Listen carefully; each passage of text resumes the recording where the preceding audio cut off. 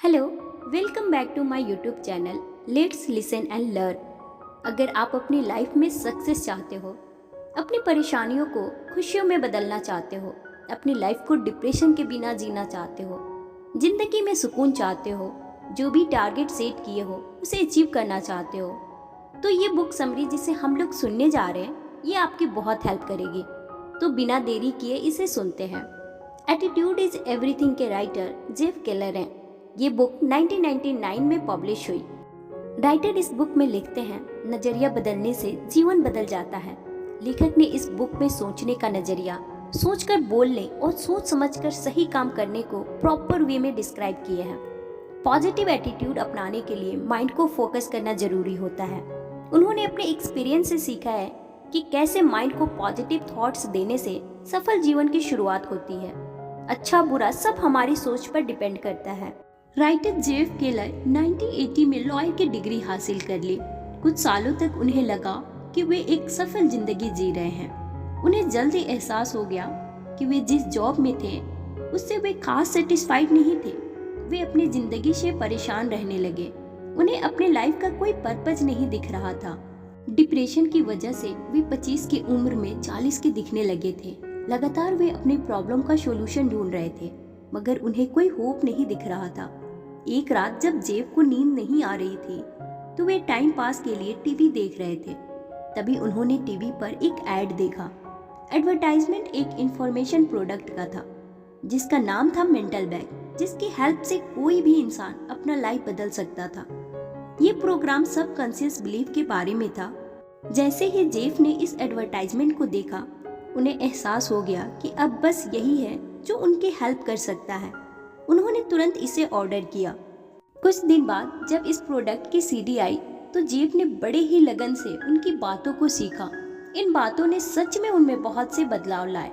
Jeff ने जैसे ही एक निगेटिव एटीट्यूड को छोड़ के एक पॉजिटिव एटीट्यूड अपनाया, उन्हें अपनी जिंदगी में हैरान कर देने वाले रिजल्ट दिखने लगे। अब वे वकालत के साथ साथ मोटिवेशनल स्पीच भी देने लगे। 1992 में उन्होंने अपना जॉब छोड़ दिया और फुल टाइम मोटिवेशनल स्पीकर का काम शुरू कर दिए, जिसमें उन्हें काफ़ी सक्सेस मिली। अब वे अपने काम को एंजॉय करने लगे।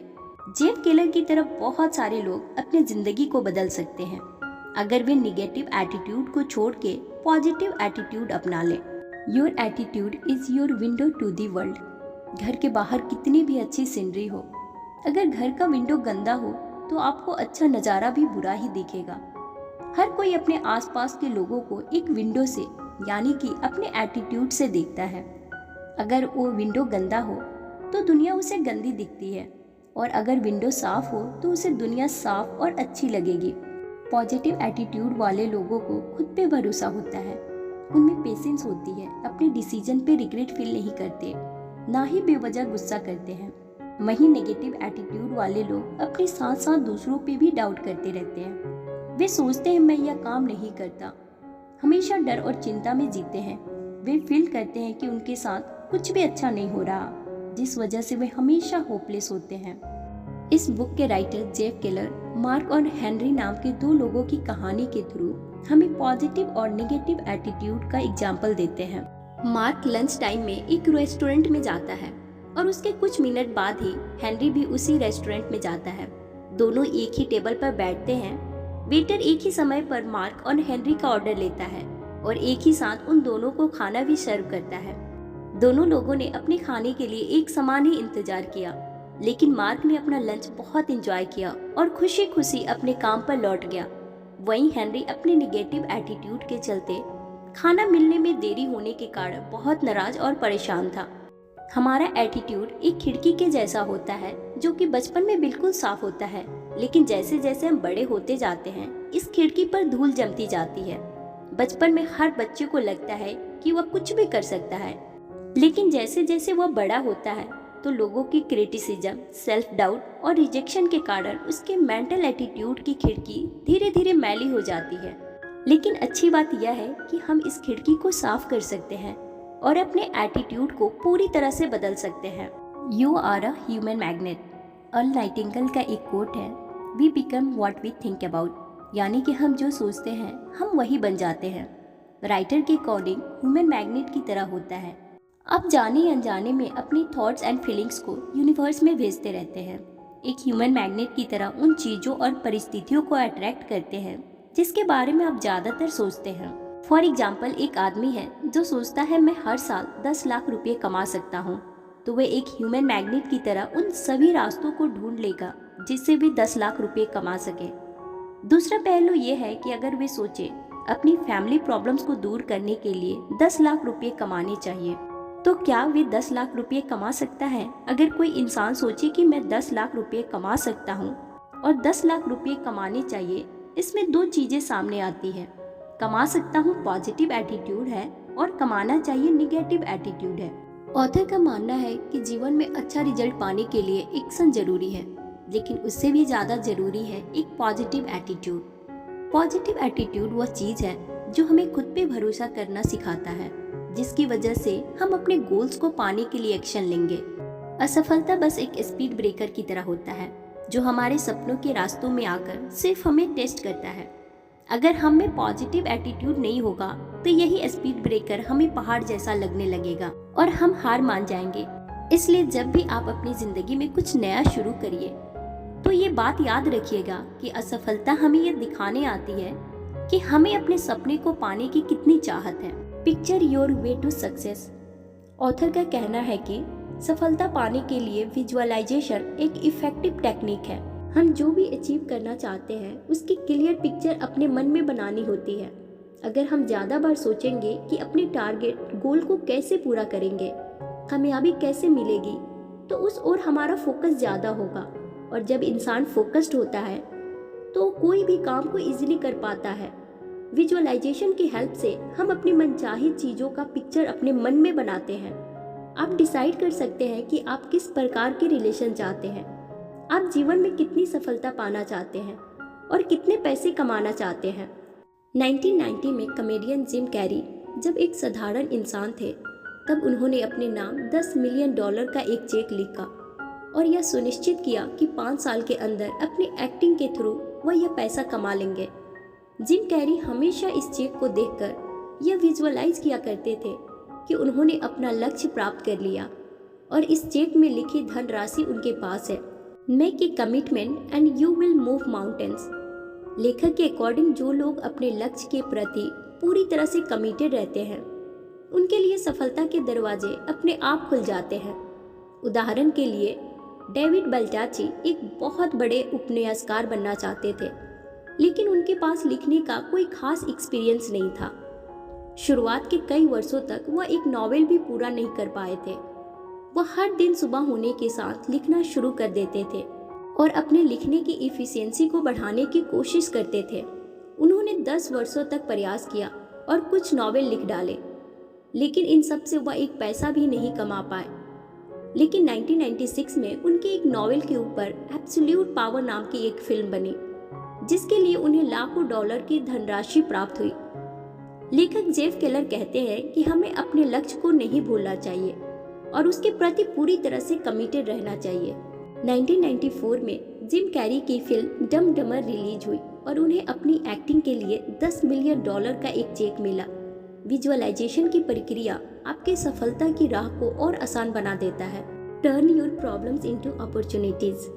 जब किसी व्यक्ति के जीवन में मुश्किलें आती हैं तो पॉजिटिव बने रहना थोड़ा डिफिकल्ट हो सकता है, लेकिन हमें यह कभी नहीं भूलना चाहिए कि डिफिकल्ट सिचुएशन हमें कुछ सिखाने आता है।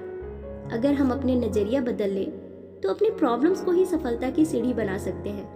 प्रॉब्लम्स को अपॉर्चुनिटीज़ में बदलने के लिए सबसे पहले उनका फ़ायदा ढूंढें, जो कि थोड़ा मुश्किल लग सकता है। हमें खुद से पूछना चाहिए कि इस सिचुएशन में हम क्या सीख सकते हैं, कैसे इस सिचुएशन को फेवरेबल बना सकते हैं। Your words blaze a trail. Author का मानना है कि हमारे वर्ड्स हमारे थॉट्स, बिलीव्स, एक्शन और रिजल्ट पर काफ़ी प्रभाव डालते हैं। अगर कोई भी इंसान अपना भाग्य बदलना चाहता है तो वह अपने वर्ड्स को पॉजिटिव वे में इस्तेमाल करे, क्योंकि हमारे थॉट स्टार्टिंग पॉइंट है जिन्हें हम शब्दों के माध्यम से व्यक्त करते हैं। जिन वर्ड्स को हम बार बार यूज करते हैं उनसे हमारे बिलीव को मजबूती मिलती है और इससे हमारा एटीट्यूड बनता है। हमारा एटीट्यूड ही हमारा रिजल्ट डिसाइड करता है। Change your thoughts and you will change your life. ज़रूरत से ज़्यादा शिकायत करने से हमारे अंदर की एनर्जी खत्म होती है और हमारे अंदर निगेटिविटी बढ़ती है। प्रॉब्लम्स पर ध्यान देने की बजाय हमें प्रॉब्लम्स के सॉल्यूशन पर फोकस करना चाहिए और एक पॉजिटिव आउटलुक बनाए रखना चाहिए। How are you? Jeff Keller कहते हैं, यदि कोई आपसे पूछे कि आप कैसे हैं, तो इसके 2 तरह के जवाब हो सकते हैं, पॉजिटिव या निगेटिव। आप इस सवाल का जवाब बस कुछ ही शब्दों में देते हैं, लेकिन उन शब्दों से आपके एटीट्यूड का पता चल जाता है। अगर आप यह कहते हैं कि आप अच्छे नहीं हैं या अच्छा फील नहीं कर रहे हैं, तो आपके अंदर और ज़्यादा निगेटिव ऊर्जा बढ़ जाती है और आपके आसपास के लोग भी निराश हो जाते हैं। वहीं अगर आप अच्छा ना होते हुए भी पूरी एनर्जी के साथ जवाब देते हैं कि आप बहुत अच्छे हैं और आजकल बहुत अच्छा फील कर रहे हैं, तो आपके अंदर एक पॉजिटिव एनर्जी आ जाती है और आपका सेल्फ कॉन्फिडेंस बढ़ जाता है। इसलिए जब भी आपसे कोई पूछे कि आप कैसे हैं, तो आप हमेशा कहें कि आप बहुत अच्छे हैं और बहुत अच्छा महसूस कर रहे हैं। Stop complaining. बहुत से लोगों की हैबिट होती है कि हर चीज़ को लेकर शिकायत करते फिरते हैं। इस तरह का एटीट्यूड बहुत ही निगेटिव होता है। इससे लोग क्या, खुशियाँ भी उनसे दूर हो जाती हैं। कमियाँ तो सभी में होती है, लेकिन कुछ लोग अपनी कमियों को नज़रअंदाज कर देते हैं, लेकिन दूसरों की कमियों के लिए उन्हें क्रिटिसाइज करते रहते हैं। अगर आप कंप्लेन करने वाले हैबिट को छोड़ना चाहते हो, तो जो चीज़ें आपके पास है उस पर फोकस करो, ना कि जो कमी है उस पर। Associate with positive people. इस चैप्टर में राइटर कहते हैं कि सिर्फ पॉजिटिव सोचने तथा पॉजिटिव बोलने से ही सक्सेस नहीं मिल सकती। आप कैसे लोगों के साथ अपना ज़्यादातर समय बिताते हैं, यह भी बहुत इम्पोर्टेंट है। एक एग्जाम्पल से समझते हैं। माइक नाम का एक लड़का हाई स्कूल में पढ़ता था। अपना मैक्सिमम टाइम अपने पड़ोस के लड़कों के साथ बिताता। उन लड़कों का ना ही कोई एम था, ना ही कोई सपने। वे हमेशा निगेटिव बातें ही करते। माइक अपना कोई आइडिया भी शेयर करता तो सब उसका मजाक उड़ाते। जब माइक कॉलेज गया, वहाँ उसे नए दोस्त मिले जो जीवन के प्रति पॉजिटिव थे और अपने लाइफ में कुछ बनना चाहते थे, कुछ हासिल करना चाहते थे। माइक अब उनके साथ अपना मैक्सिमम टाइम स्पेंड करता था। उनके साथ रहकर माइक को अच्छा महसूस होने लगा। उसने अपना गोल भी डिसाइड कर लिया कि उसे इन फ्यूचर क्या करना है। कॉलेज खत्म करते ही माइक ने अपना बिजनेस स्टार्ट किया और कुछ ही सालों में एक सक्सेसफुल इंसान बन गया। लेखक कहते हैं कि आप जिन लोगों के साथ अपना समय बिताते हैं, वो आपका फ्यूचर डिसाइड करते हैं। Confront your fears and grow. इस चैप्टर में राइटर का कहना है कि अपने डर का सामना करो। प्रॉब्लम से भागने के बजाय उनका सॉल्यूशन ढूंढो। हमारी असफलता का एक बड़ा रीजन डर होता है, जो हमारी ग्रोथ में रुकावट का काम करता है। इमर्सन का कहना था कि वह काम करे जिस काम से आपको डर लगता है और आपके डर की मौत निश्चित है। जिंदगी में सफल बनने के लिए आपको अपने कंफर्ट जोन से बाहर आना होगा। कुछ कॉमन डर जो हम सब में होते हैं, जैसे पब्लिक स्पीकिंग का डर, जॉब चेंज करने का डर, नया बिजनेस स्टार्ट करने का डर, ये सारे डर सिर्फ हमारे दिमाग की उपज होते हैं। हकीकत में उनका कोई एग्जिस्टेंस ही नहीं होता। कंटिन्यू प्रैक्टिस से हम अपने डर पे काबू पा सकते हैं और उस फील्ड में परफेक्ट बन सकते हैं। Get out there and fail. इस चैप्टर के थ्रू लेखक समझाना चाहते हैं कि अपनी असफलता से, परेशानी से, कठिनाइयों से, गलती से डरना नहीं चाहिए, बल्कि सीख लेनी चाहिए, ताकि दोबारा वैसी स्थिति आए तो हम सामना कर पाएं, सॉल्यूशन निकाल पाएं। एक तरह से असफलता सफलता का रास्ता बनाती है। अगर हम किसी कार्य को पूरा नहीं कर पाते तो कोशिश कर उसे सही रूप से कर सकते हैं। फेल होना बुरा नहीं है, लेकिन फेल होने के डर से कुछ ना करना ये बुरा है। Networking that gets result. Writer Jeff Keller का कहना है कि अगर आप एक सफल इंसान बनना चाहते हैं तो आपको एक ऐसी टीम बनानी होगी जो आपकी सफलता को कई गुना बढ़ा दे, और ये तभी पॉसिबल है जब दूसरे लोग आपसे जुड़ना चाहते हो। दूसरों से अच्छा रिलेशन बनाने का एक आसान तरीका है लोगों की बात ध्यान से सुने और उनकी प्रॉब्लम को सॉल्व करें। उनके अचीवमेंट्स पर उनको प्रेज करें। किसी से हेल्प लेना बुरा नहीं है, बट सेल्फिश बन जाना ये बहुत गलत है।